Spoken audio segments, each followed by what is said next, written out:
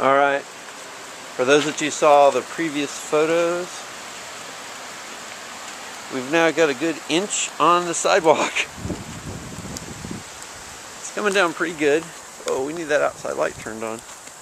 There are my footprints.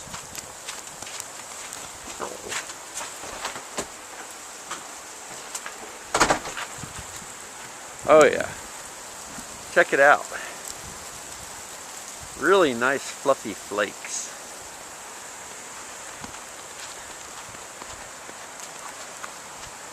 Okay, the Mazda got a good ½ inch to 1 inch covering.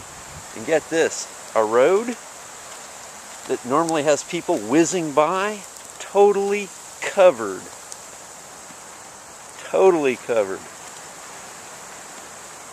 Nobody has driven by in probably a couple hours because the whole city is on standstill. Whoa. These footprints will be gone in 15 minutes.